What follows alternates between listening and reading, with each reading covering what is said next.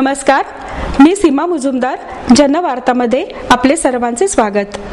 आपण पाहणार आहोत मागील आठवड्यातील काही घटनांचा मागोवा.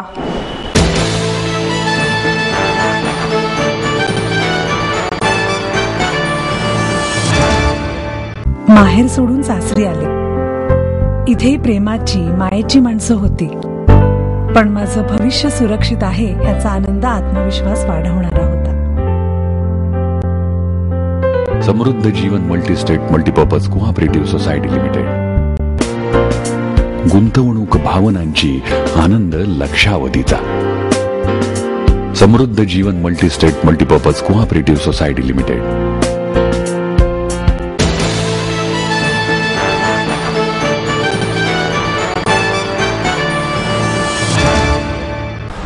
जर्मन बेकरी बॉम्बस्फोटातील मुख्य आरोपी हिमायत बेग याला पुणे सेशन कोर्टाने मरेपर्यंत फाशीची शिक्षा सुनावली. कोरेगाव पार्क येथील जर्मन बेकरी येथे 13 फेब्रुवारी 2010 रोजी सायंकाळी 7 वाजण्याच्या सुमारास बॉम्बस्फोट झाला होता. या बॉम्बस्फोटात 17 जण ठार तर 56 जण जखमी झाले होते. या बॉम्बस्फोटात मरण पावलेल्यांमध्ये परदेशी नागरिकांचाही समावेश होता. या प्रकरणी इंडियन मुजाहिदीन संघटनेचा दहशतवादी मिर्झा हिमायत बेग याला दहशतवाद विरोधी पथकाच्या पोलिसांनी 7 सप्टेंबर रोजी पुलगेट येथून पकडण्यात आले होते. त्याच्यावर जिल्हा सत्र न्यायालयात खटला चालू होता. या खटल्यादरम्यान बेगवर खुनाचा प्रयत्न, दहशतवादी कट रचणे, बेकायदेशीर कृत्यात सहभाग, बनावट कागदपत्रे बाळगणे, धार्मिक तेढ निर्माण करणे, स्फोटके तयार करणे आणि ती जवळ बाळगणे अशा 17 आरोपांपैकी 14 आरोप त्याच्यावर सिद्ध झाले, तर 3 आरोपांमधून निर्दोष मुक्तता करण्यात आली. तसेच 9 गुन्ह्यांमध्ये त्याला 4 वेळा जन्मठेप, 31 वर्षे सक्त मजुरी व 7,000 रुपये दंडाची शिक्षा न्यायालयाने दिली आहे. यावर बचाव पक्ष आणि सरकारी पक्षाचा युक्तिवाद झाला. बचाव पक्षातर्फे ॲडव्होकेट ए रहमान यांनी युक्तिवाद केला.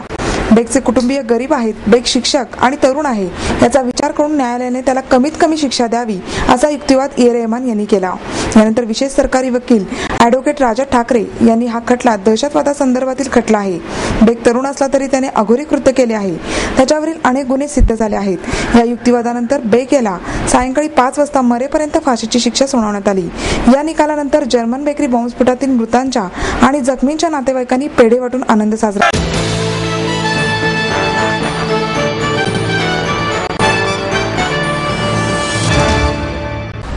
52व्या वर्षी आपल्या पतीला 65% यकृताचे दान करणाऱ्या कल्पना जावडेकर यांना रंगत संगत प्रतिष्ठानचा जिंदादिल पुरस्कार डॉक्टर के संचिती यांच्या हस्ते देण्यात आला.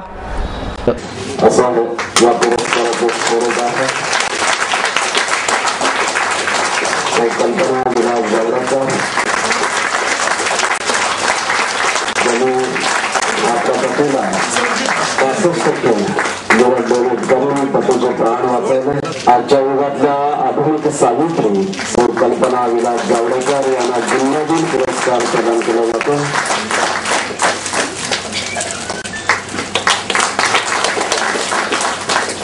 आदरणीय विलास जावडेकर सर इथे उपस्थित आहेत. मी विनंती करतो जावडेकर साहेबांना. या प्रसंगी प्रमोद आडकर यांनी कल्पना जावडेकर यांची मुलाखत घेतली. यावेळी डॉक्टर के संचेती, प्रतिभा शाहू मोडक, विलास जावडेकर, प्रतिष्ठानचे अध्यक्ष ॲडव्होकेट प्रमोद आडकर आदी उपस्थित होते. कल्पना जावडेकर म्हणाल्या, मी यकृत दान करू शकते हे डॉक्टरांनी सांगितले व मीही तयारी दर्शवली. यावेळी अनेक अडचणी आल्या, पण जीवनाकडे सकारात्मक दृष्टीने पाहण्याच्या विचारांमुळेच माझ्या पतीचे प्राण मी वाचवू शकले. दाता हा शस्त्रक्रियेनेही दैनंदिन जीवन जगू शकतो. त्याच्या व्यावहारिक जीवनात काहीच बदल घडत नाही. दाता होणे ही अभिमानास्पद असून आपल्या लाडक्या व्यक्तीचे प्राण वाचवण्यासाठी प्रत्येकाने हे प्रयत्न करायला हवे असं त्या म्हणाल्या. तसंच अवयव देणारी व्यक्ती आणि पेशंट या दोघांनी दानाचं पावित्र्य कायम ठेवण्याची आवश्यकता आहे असं आवाहनही कल्पना जावडेकर यांनी केलं. डॉक्टर संचेती म्हणाले, आपल्या प्रयत्नामुळे एक व्यक्ती आनंदाने जगू शकेल ही भावनाच मनाला समाधान देते. त्यामुळेच मनात जिद्द आणि आत्मविश्वास निर्माण करून सामाजिक बांधिलकी जपावी. तसंच संस्कृती आणि संस्कार म्हणजे दुसऱ्याला उपयोगी पडणे होय. आपल्या आटोक्याच्या बाहेर असलेल्या गोष्टींसाठी परमेश्वर काहीतरी व्यवस्था करून ठेवतो. विलास जावडेकर यांनी पत्नीच्या या प्रयत्नाला मनापासून सलाम करताना म्हणाले, संचेती यांच्या निवड समितीचे मी मनापासून आभार मानतो. कल्पनाने डोनर म्हणून जे काम केलं त्यामुळे मी इथं आज उभा आहे. भारतात अशी 3000 ऑपरेशन झाली आहेत. त्यातील डोनरपैकी किती डोनर्सनी त्यांच्या पुढचं काम केलं आहे का? खरं तर कल्पनाचा हा पुरस्कार देऊन तो सन्मान करण्यात आला आहे. तो सन्मान तिच्या पुढच्या वाटचालींकरता केला आहे, असंही ते यावेळी म्हणाले. कृतज्ञता आणि करुणा हे गुण माणसाजवळ असतील तर तो मोठा होतो. जेव्हा लोखंड वितळते तेव्हा एखादे शस्त्र निर्माण होते, सोने वितळते तेव्हा दागिना निर्माण होतो, पण जेव्हा माणूस वितळतो तेव्हा महामानव निर्माण होतो. पुरुष सेवा करू शकतात, पण वात्सल्य व प्रेम हे महिलाच देऊ शकते, असं प्रतिभा शाहू मोडक म्हणाले.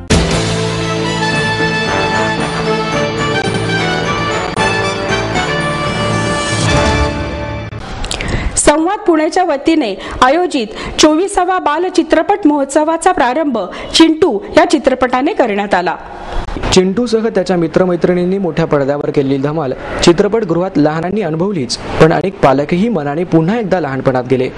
बालकांसाठी आयोजिलेल्या चित्रपट महोत्सवाचा पालकांनीही तितकाच भरभरून आनंद घेतला. पडद्यावर जशी चिंटूची धमाल चालू होती तसा प्रेक्षागृहात मुलांचा कल्ला चालू होता. चिंटूकार प्रभाकर वाडेकर व चारुहास पंडित, चिंटूच्या भूमिकेतील शुभंकर आत्रे, सुनील महाजन, निकिता मोघे, नियन जोशी आदी यावेळी उपस्थित.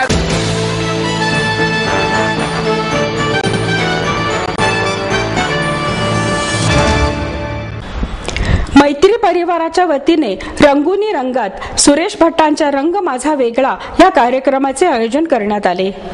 मैत्री परिवाराच्या वतीने भटांच्या जयंतीनिमित्त रंग माझा वेगळा या गीत, गझल व गायनाच्या मैफिलीचे आयोजन करण्यात आले. याचे उद्घाटन माजी आमदार उल्हास पवार, माजी खासदार श्रीनिवास पाटील, गिरीश गांधी, पुष्पा भट, शेफ विष्णूजी, गायिका गौरी पाठारे आदींच्या हस्ते झाले. यावेळी जीव जडला या सीडीचे प्रकाशन करण्यात आले. रंगोनी रंगात साऱ्या रंग माझा वेगळा असे म्हणणारे ज्येष्ठ कवी सुरेश भटांच्या रंगात आज सारे पुणेकर रंगले. कधी गुलाबी पहाट, मलमली तारुण्य अशा आल्हाददायी प्रेमाची अनुभूती, तर कधी रखरखीत वास्तवाची जाणीव करून देणाऱ्या या कविता रसिकांना पुन्हा त्या सुवर्ण काळाची सैर करून आणणाऱ्या ठरल्या. कार्यक्रमात सुरेल रंग, सुरभी ढोमणे, सारंग जोशी, अश्लेषा सातवेकर, शशी वैद्य यांनी तर रसा गुंफन प्रकाश एदलाबादकर यांनी केले. भटांच्या गाजलेल्या अनेक गाण्यांबरोबर थेट मनाच्या तारा छेडणाऱ्या अनेक गीतांचे सादरीकरण येथे झाले. चल उठ रे मुकुंदा या गीताने मैफलीची सुरुवात झाली. मी माझं हरवून बसले ग, चांदण्यात फिरताना आताच अमृताची बरसून रात गेली अशा मधाळ आणि कातरवेळची हुरहुर वाढविणाऱ्या गीतांनी रसिकांना मोहून टाकले. मलमली तारुण्य माझे, केव्हा तरी पहाटे अशा चित्रतरुण गीतांनी पुन्हा एकदा रसिकांची भरभरून दाद मिळवली.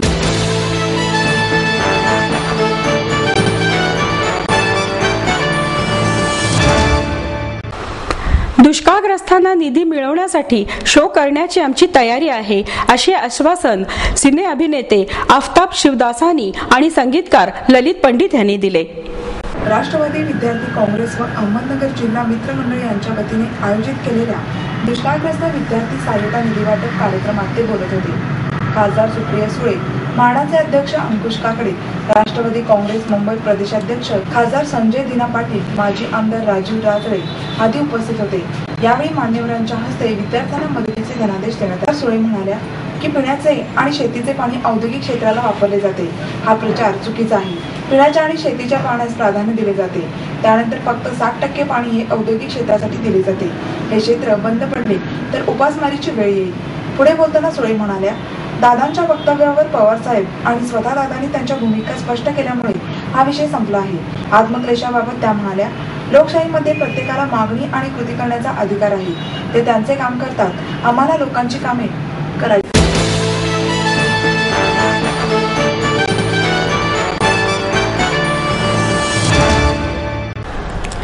वेगवेगळ्या क्षेत्रात कार्यरत असलेली नवी पिढी क्रियाशील आहे, याची तुलना जुन्या पिढीशी होऊ नये असे मत सकाळ समूहाचे अध्यक्ष प्रतापराव पवार यांनी व्यक्त केले. राजा परांजपे प्रतिष्ठानतर्फे आयोजित राजा परांजपे महोत्सवाचे उद्घाटन पवार यांच्या हस्ते करण्यात आले. त्यानंतर दिग्दर्शक रवी जाधव, गायिका बेला शेंडे, कवी संदीप खरे, अभिनेत्री उषा जाधव, छायाचित्रकार संजय जाधव यांना राजा परांजपे तरुणाई सन्मान प्रदान करण्यात आला.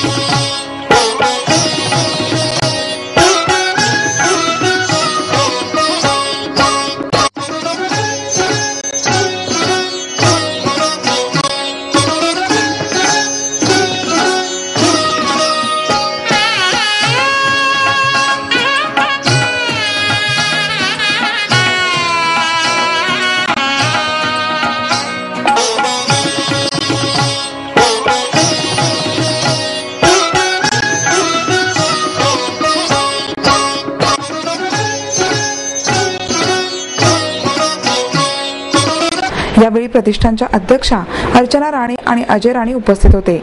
पवार म्हणाले, इंग्रजी माध्यमांचे प्रेम वाढत चालले आहे, त्यामुळे मराठी वाङ्मय कला मागे पडेल की काय अशी खंत माझ्या मनात आहे. कितीही वादळे आली तरी मराठी कलेची नाळ तुटता कामा नये.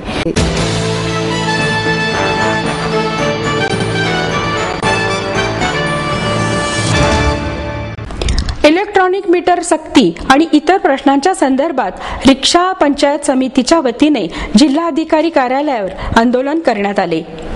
सीएनजीचा पुरवठा सुरळीत करा, इलेक्ट्रॉनिक मीटर सक्तीवर होणारी कारवाई थांबवा, रिक्षा चालक कल्याणकारी मंडळ स्थापन करा, भाडेवाढ त्वरित द्या अशा मागण्यांकरता रिक्षा कृती समितीचा राज्यव्यापी बंद 10 मे पर्यंत स्थगित करण्यात आला असला तरी पुण्यात 2 दिवस आंदोलन करण्यात येणार आहे.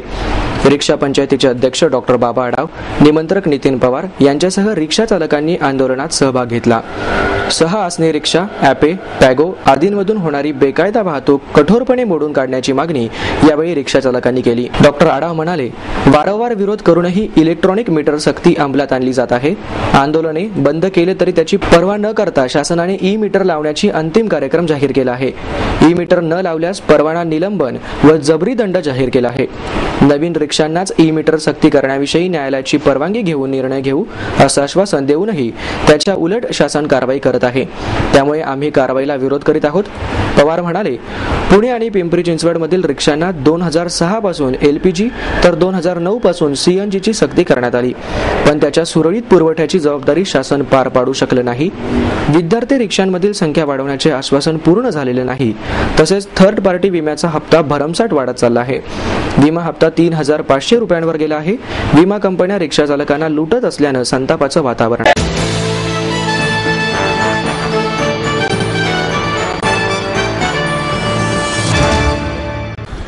आपण अनेक प्रकारचे मेळावे पाहत असतो, परंतु राजगड येथील वाजेगर गावात विविध प्रकारच्या 500हून अधिक सापांच्या अनोख्या मेळाव्याचे आयोजन करण्यात आले. त्रिमूर्ती क्लबच्या वतीने 3 दिवसाचा समर कॅम्प भरवण्यात आला आहे. त्यामध्ये मुलांना सर्व जातीच्या सापांची माहिती देण्यात आली. त्यात काही साप विषारी आणि काही बिनविषारी होते. त्याचबरोबर सापांपासून स्वसंरक्षण कसे करावे, त्याबाबत कोणत्या गोष्टींची दखल घेण्याची गरज आहे इत्यादी माहिती अरविंद साळवी यांनी मुलांना यावेळी दिली. सापांपासून मुलांची भीती निघून जावी याकरता मुलांना सापांचा स्पर्श करून देऊन त्यांना कशा प्रकारे हाताळण्यात यावे याबाबत ही माहिती देण्यात आली. रस्त्यावर किंवा इतरत्र साप आढळल्यास त्यांच्यावर कोणतीही कृती न करता सर्प उद्यानाला याबाबत माहिती द्यावी.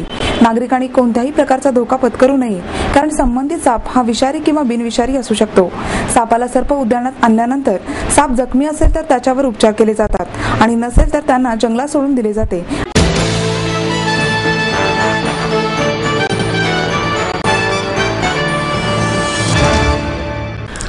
गझल गायक माधव भागवत यांनी गझल गौरव पुरस्काराची मैफिल सुरेल केली. निमित्त होतं URL फाउंडेशन आणि सुरेश भट गझल मंचातर्फे आयोजित पुरस्कार वितरण सोहळ्याचे. गझलकार मनोहर रणपिसे यांना गझल गौरव, वैभव देशमुख यांना गझल उन्मेष आणि माधव भागवत यांना गझल गंधर्व पुरस्काराने सन्मानित करण्यात आले. त्यावेळी एकापेक्षा एक गझल त्यांनी पेश केल्या. अभिनेते उपेंद्र लिमे, ज्येष्ठ सामाजिक कार्यकर्त्या सिंधुताई सपकाळ, पात्र टीकाकार रामदास फुटाणे, कराड अर्बन बँकेचे सुभाष जोशी, शिवकुमार लाड उपस्थित होते.